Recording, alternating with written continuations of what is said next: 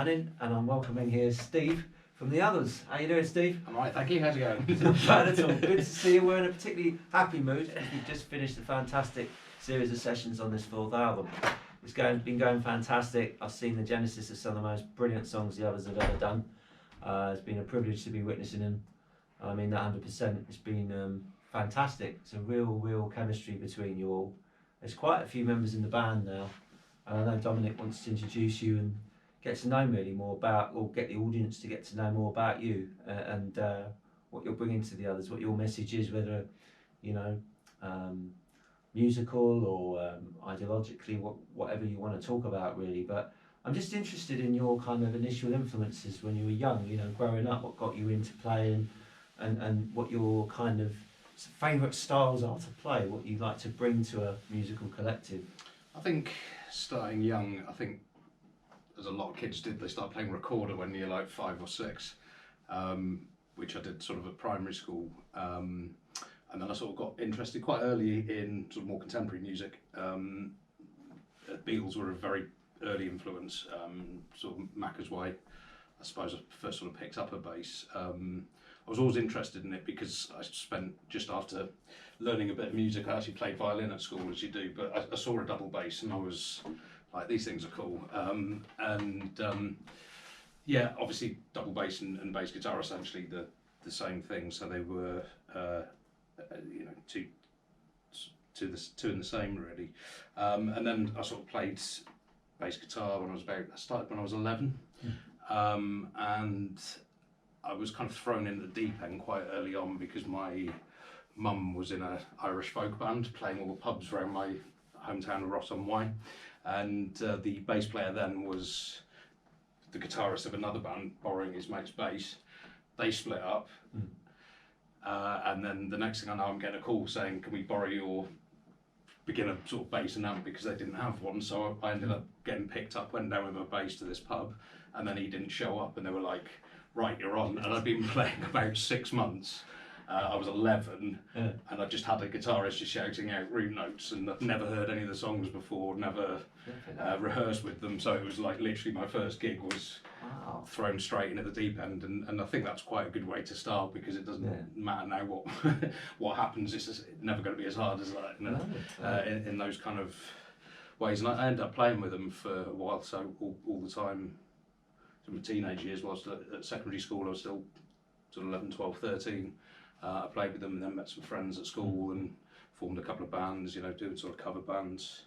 So all this, you know, I remember playing like Stranglers covers and Pink Floyd and, you know, all this, you know, when you're younger, you kind of, going back to the Beatles, I think they're kind of seen as unfashionable now, but they're a good bedrock of different directions. You kind of get into that style. There's so many things going on that you can kind of pick other things up from them. So you get into the Stranglers, Floyd, and all these kind of bands. I had a guitarist who liked Eric Clapton for some reason. And yeah, it's sort of my style developed, but I got more alternative as I got a bit older. So I think I was quite commercial when I started, but that was a good. It's natural, isn't it? Yeah, no, I think so. But also I went through a bit of a tech head sort of technical phase, like 14 or 15. I bought Blood Sugar Sex Magic. So I just sat and learned all of that. So that gave me my physical sort of chops, my ability, and then kind of with all these things, I think you get into something, obsess over it, and then sort of move on. So that's a very complex. Yeah, no, it's really good. But as I got a bit older, I sort of simplified a lot. So I'm now much more. This is the baseline. I'm not sort of noodly or widdly, but I find that helps with sort of this environment when you're writing. You can find the sort of the heart of the song, play it, and it just gives everyone, while they're writing their parts and things like that, it gives everyone a sort of a chance to have like something to build up alongside like a simple bass line. And I'll probably go away and rewrite some of them, but it's just keeping it sort of solid really. So yeah, and then I played around various bands, moved to London, played with some friends. I was always getting drunk and joining bands. So I wake up in the mornings like, right, what time do you come to rehearsal? And I had no memory of agreeing to it, but yeah. So yeah, I mean, it's sort of crash course, and I've always played bass, never guitar, even though I can pick up a noodle, but I started bass, and that's my thing, you know. So yeah. Yeah, did you have a sort of family background in music as well, or was it? My mum plays accordion, but Oh, she's right. very musical. She was in an Irish Irish sort of folk band. She then one of my friends when sort of the gypsy punk scene turned up, so Go Go Bordello and all those kind of bands. Oh, yeah. She joined a band in London, and the singer became one of my sort of best mates. So it's always kind of there in a way. So and I think I played Glastonbury with her one year at the Strummerville when it was still in Shangri-La down by the campfire. Yeah. But again, that was like who was then my housemate, my friend who was the singer, my mum, and then a random drummer, and we'd never played before together either. So we just basically got up and played this ramshackle gig at Shangri-La, which was quite good fun. I missed Stevie Wonder, but there you go. Oh no. I think the reason I asked is I remembered it wrongly. I was humming Dave Evans the other day and he was saying, "Oh, I know, played on that or whatnot," and I thought it was a relative, which is why I was... Not relative, so there was a guy I played in a band with for a while who his dad produced him. Oh, cool. But his dad used to be the bass player from Dave Edmunds, so yeah. he also did sort of shaky to produce all of those. But yeah, watching that video, it was him on the stage. I remember his bass. Well, you've clearly been around music all your life, because even my T-shirt I got on, you said, "Oh, I met Lemmy once," you know. So clearly, what in terms of your formative years growing up though, about influences, what were your favourite sort of bands? You said the Stranglers and the Floyd, but were there any like really iconic ones that always, or genres that you radiated towards particularly, or you multi-instrumentalist and genre? I'm kind of multi. I've always got. I'm quite eclectic, but I find it's not really the style. It's I suppose the feel of it. So you know you kind of compare the way someone plays or the kind of thing they write. Outside of the sort of the style, it's just that it's quite a difficult thing to sort of describe, which is why we have genres. But yeah, there's a kind of a feel someone does. So you know, you kind of get it a lot of Radio 6 music where things can sound quite alternative. Johnny Cash is a good example. He's basically country, but he's still got that attitude. So it kind of feels quite contemporary and quite alternative at the same time. So. But yeah, in terms of influences, just lots of things.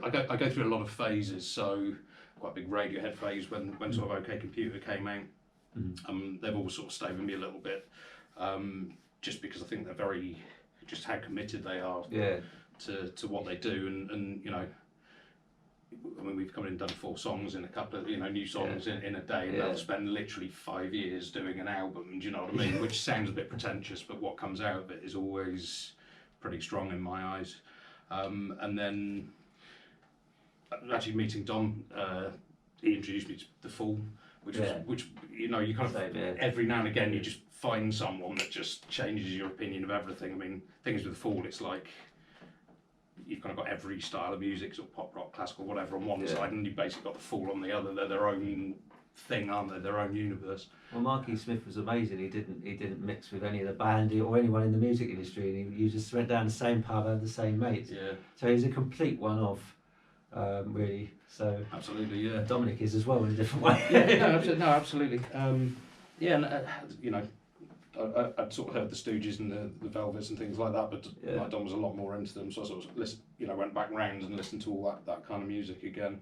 But in terms of playing, I'm quite a reactive bass player, in that I can hear what's right for whatever the song is, so I tend not to go, this is what I do. It's like you can put me in a room with anyone, I think, and pretty much, as long as I don't hate them, but or hate the music. But yeah, no, it's but I kind of then went back and I like quite a lot of the soul stuff, like the Motown things as well. So people like James Jamerson, and he's very sort of complex. He was the guy from the Motown band, but the earlier sort of stuff, soul, I like all of that just because of its simplicity, and they write a bass line as opposed to, you know, noodling about or whatever. Before prog hit in, or it got too funky, or yeah, I mean, I've never been a huge prog fan. I understand the sort of concept. You've got to do something new, but I find that you can only go so far before it just becomes really bloody stupid. And I think that's why you kind of end up with, you know, when sort of the indie wave, when you've got someone like the White Stripes and things, went back to roots kind of thing. I think that kind of happens on a cycle, but you get to a point where it becomes too, you know, too muso. too muso, yeah, which also has its place, but Yeah. it's I think for the general record buying public at least, it becomes a bit too much really, and then it kind of recycles back to its simplest form again. Yeah, I mean, it's a difficult one to some kid who's just sort of got it all naturally, and a dad that plays guitar brilliantly who teaches them, and Joe Satriani or whatever, they'll be copying them in front of the mirror, ad infinitum. But some kid who maybe a friend of his at school, like, I can't play like that, but I've got the same passion for music. I don't just want to play records, I want to play in records, I'm going to do it. And in a sense, that's where, the Marquis Smiths, the Dons, poets, almost in the grand tradition of your beat poets going back, Jacques Kerouac or whatever. You can imagine Don always existing. He would have been a good beatnik. He's a great poet, and what's different about him, he's very topical as well. How did you sort of get involved with the others and knowing Don? So when the others first kind of like after the second album, and it sort of ran out of steam a little bit, he went back to work, and I'd been working in sales for a while, and then coincidentally he just joined the company I had just started, so we sort of became friends, and then friendship grew over the years. That was 2008, so yeah, how long ago that is now? Like 13 years, is it? Something like that. After I lost touch. Yeah, no, I know. But yeah, no. So yeah, we became sort of mates, and then it was quite a long time ago now. He sort of said, "Look, do you want to come and play some bass?" And I was just like, "Well, you've got 2 bass players already, so I mean it's a bit like spare wheel time going on, but it's worked out quite well because I think Johnny wanted to sort of write more on guitar and play more guitar. Eddie's a guitarist as well, although he sort of enjoys playing bass and is really good at sort of writing on it and things like that. But it's become more of not a collective, but there's so many people in the band, but there's different phases that everyone sort of plays the songs. So it's good coming in for the new things, and I think it's good for the band to have fresh blood. It stops things stagnating. So and evolving. Well, it's like the old Jam slogan: direction, creation, reaction. You've got lots of different directions and creations and reactions. And what's interesting about you, I guess you're more a musician that is sort of feels the genre that's in the room and complements it rather than coming in with your own genre. There's places for both, and each are a completely kind of crucial role, and you clearly fit exactly what's right for the others. I hear a bit of Joy Division, I hear a bit of Cure in some of your bass, and Peter Hook and all these people. That's cool. It's just fabulous. I think it's good coming in when people are writing, because I do feel like find the sort of the centre of it. Do you know what I mean? Like not the soul. That sounds a bit wanky, but you kind of get a strong bass line when people are writing, and people can then build their parts around that as well. I'm really good at that. I'm very good at getting a feel for what should be there and finding it quickly, and it gives people something solid to build their parts on. And also, when you were sort of again growing up, sort of making your way, kind of cutting your teeth then in terms of bands, you were almost like a gun for hire, almost like, no disrespect, like a session musician in a sense, because you could just mould yourself to each, or were you sort of radiating to particular genres? Quite often it's just the people to be quite honest. It's never like, I need to go and do this. It's like, hi, I need a bass player, do you want to come and play bass down the pub with them, kind of thing. So I've never really, I've had periods where I've been playing a lot, 2 or 3 bands at a time, and quite recently there hasn't been a lot going on. So I had a band a couple of years ago that kind of split, went a bit south, and then I sort of had a bit of a break from it, and then COVID happened, so it was just like nothing happened for quite a while. But Dom had asked me to do this quite a while ago, and then by the time the wheels were put in motion, we all got together. It's taken a long time, but we did some sessions in my living room where this is start of 2000, so just before the first sort of lockdowns. And I just sat there, like the night before, and I'd been over to Dom's and we'd been listening to some music, so I just sat there and listened to some of the songs that he'd been playing. He found on sort of Sex Music, and not nicked them, but just sat there and used that as a base to sort of start with, because I find that helps if you're going to write something from scratch. you need something as an influence, something as a trigger. So I sort of sat and just listened to them and sort of jammed around and found the idea was just the same vein, but by the time I'd written the bass line, it was so vastly different, and I put about 8 or 9 of those down, just literally bass lines, and then him, Eddie and Jimmy came over, and most of them got turned into songs like that day kind of thing. So that was quite good. I've never really worked that way before. It's always been something there before for me to sort of play on. Because the direction of the band, I wouldn't say it's like a new band, but it's certainly got like a freshness and a difference to it. There's definitely a different identity. I think really you've quite a few new admirers as an album, because there's a lot of depth and scope to it and influences. So how do you feel about that in terms of, and also the consistency of the songs? I mean, I was witnessed 3 particularly wonderful songs being created in front of my eyes, which was amazing. So it just shows you were talking earlier on about Radiohead taking 10 years to write 3 songs or something. Yeah. Well, with Dom and with you all, I think it's more like coiled springs. You've been in whatever way perhaps held back.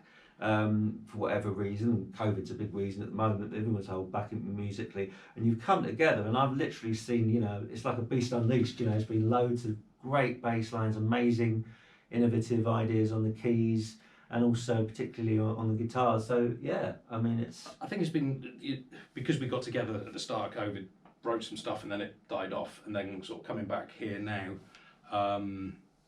it's kind of inspired other people. So I mean, Johnny's been the big driver of the new material, and it was just nice to sort of see him.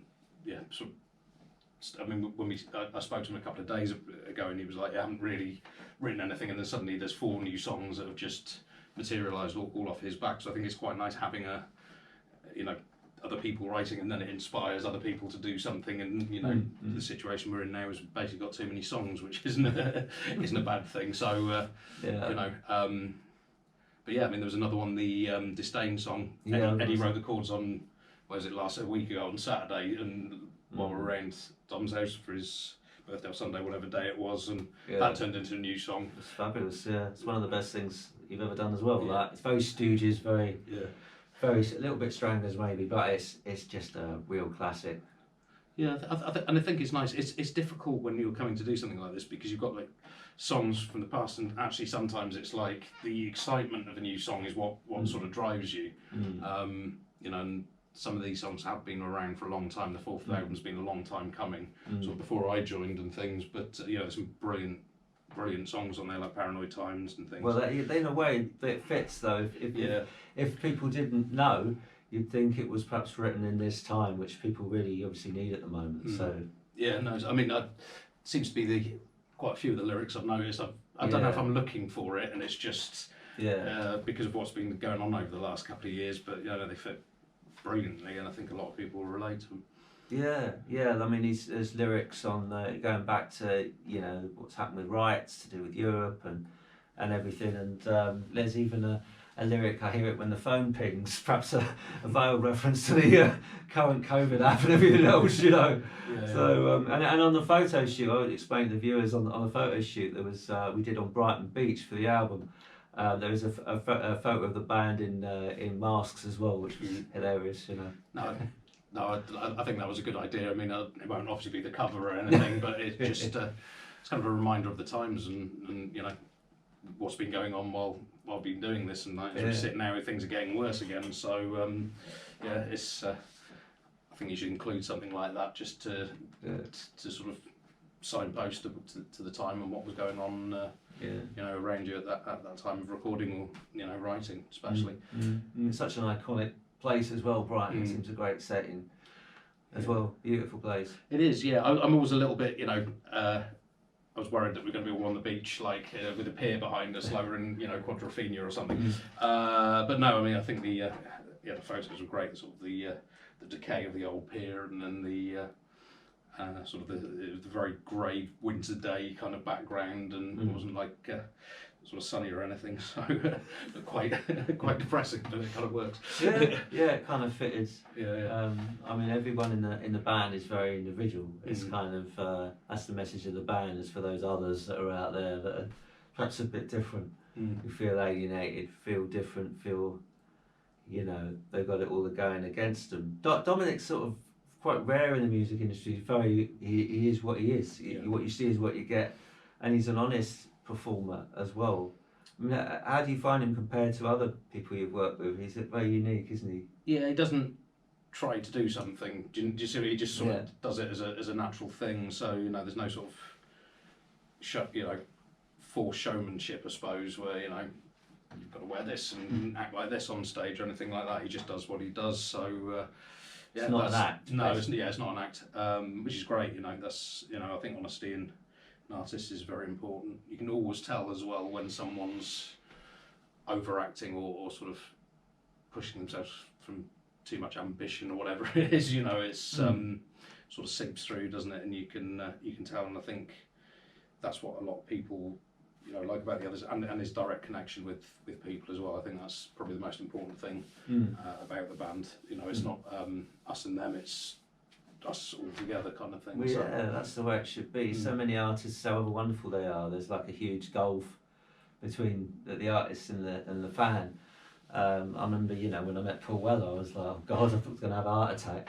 I met Bruce Foxton, there must have been a look on my face. He said, look mate, calm down, we're not the Beatles, And they are only people at the end of the day, and when you're young you put them on pedestals. But it's important to be inspired, but it's important to realise that they're like you, so you can think, well, I can do it.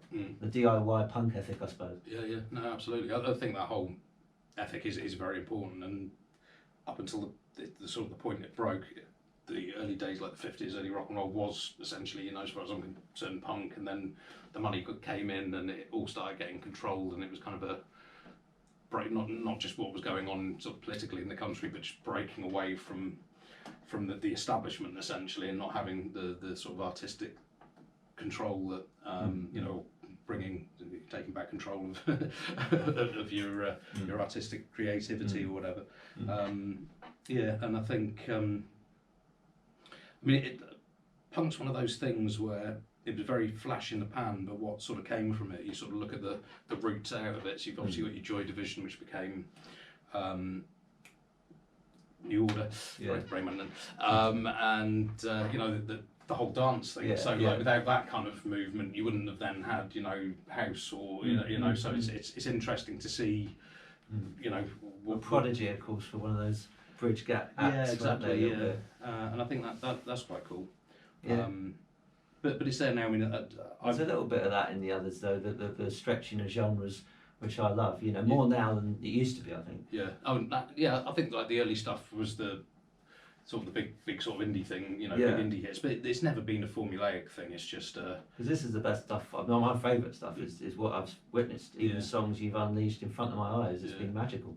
Real organic, beautiful process. Dominic kind of ideas coming to him mainly from these amazing melodies coming from all you as guitarists, and it's a beautiful kind of and the drumming from Joe is so strong, like the engine room of the band, that it just seems to all sort of spread across the group. Yeah, no, it clicks quite quickly as well. I noticed it.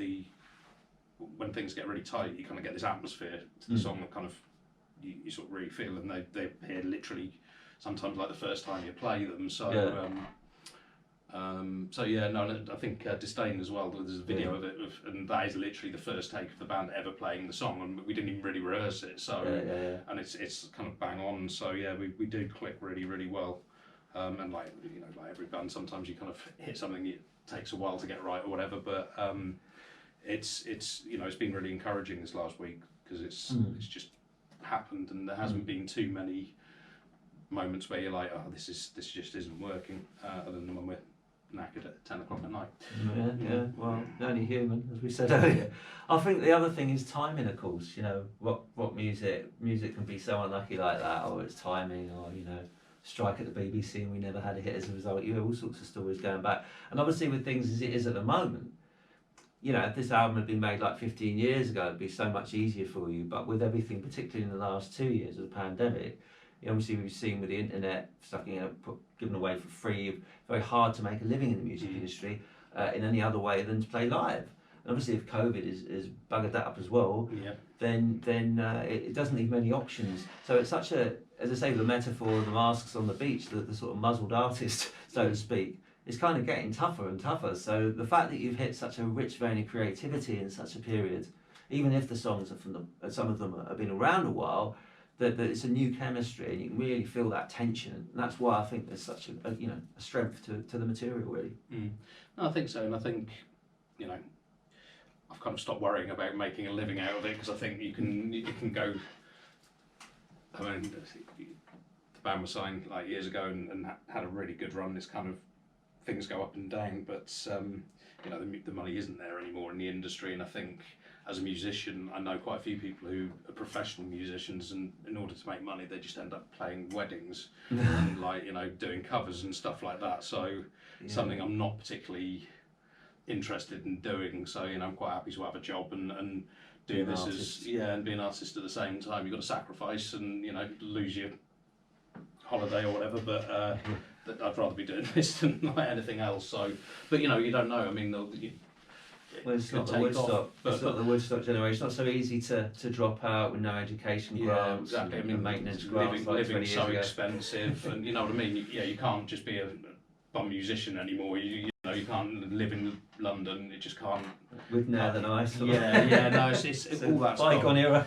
I mean, someone said a great quote. I don't know who it was, but they were saying, like, actually, if you look at it, the only period that musicians ever made any money was 1970 to 1997. Interesting. And if you think about it, unless you're like massive, like it's only actually 27 years, which for the whole rock and roll thing in your head is actually a really, really, really short space of time. Up until sort of the 70s, all the bands were basically getting fucked over by various managers. They took control of it then. But yeah, literally 27 years later, you've got this kind of period where the internet kicks in, the record sales drop. And then it's, people are making good money out there, but you've got to be big. Do you know what I mean? Yeah. I'm sure there's plenty of bands out there that everyone knows, and they've got at least part-time jobs or anything to supplement the income. Yeah, well, I was reading that Field Music. I mean, they won a Mercury Prize and they only make 21 grand a year or something. So that's surprising, isn't it? And the other thing about Dom is his head's screwed on. Do you know what I mean? He's not. He knew he had to go back to work when he did, and he knows he has to work. So working class hero is something to be. Exactly. Yeah. And it's and I think that's the you have to the fact that the working class hero thing. You used to be working class, now you're loaded, but you're singing about it. He's still going. He's still going in every day and doing his job kind of things. You stay not just working class, but actually working. Yeah, the real thing. Well, it's the ordinary bloke syndrome, isn't it? They used to get in the early 80s, late 70s. The kind of. I suppose I wouldn't want to be cruel about Joe Strummer because I admire him so much. But obviously, the fact he was sort of from the background, he wasn't his fault. Didn't mean the rest of them were. But he's had a fair amount. He used to get a fair amount of flack. And Paul Weller, of course, the biggest working class hero of all. I don't think he worked at all. Well, if a band kicks off at, he was really young when the Jam started. He was only about 18, wasn't he? Exactly. So he didn't even have a chance to. He worked for his dad for a week, and that was it. That's it. I mean, you don't actually have a chance to actually work before your band does well or whatever. So yeah, can they even be called? Well, they are working class, but they've never really worked. Yeah, it's just their parents basically. So, but I mean, I'm not too set in stone about middle class, working class, whatever. It's what you do. You can be great, and a good person and be loaded, and also a complete dick if you're you're skin. So it's not too cut and dry for me. That I know a lot of people might disagree with that, but it's what you do. It's like the story I told about the Strokes. They basically quit lost everything. They were very rich and lost everything to do the band, basically. Wow. So it's something that you can't help what you're born into, whether it's wealth or poverty or where you're from, your race or anything. It's just who the hand you've been dealt, basically. Yeah. So at the moment, I guess the best way to get everything across is online. Obviously, social media, there's video, various performance and stuff. I mean, hopefully you'll get some recording and live work done in the coming year. I mean, it's all in the air, isn't it? We don't know. So it is at the moment. I mean, the 20th anniversary gig of the band, which I'll probably only ever actually play a couple of songs on, but that's fine. Like end of April, I think, and then we're going to try to get some recording in before that. But it is quite hard with the band. Not only 7 people, 2 of them live out, in a different town. One of them lives in another country, so it's it's like herding cats, basically, trying to get everyone into the same room at the same time. But no, it'll happen. Everyone's like really been into this, so things have been quite quiet for quite a long time. But now there's a real want to do it.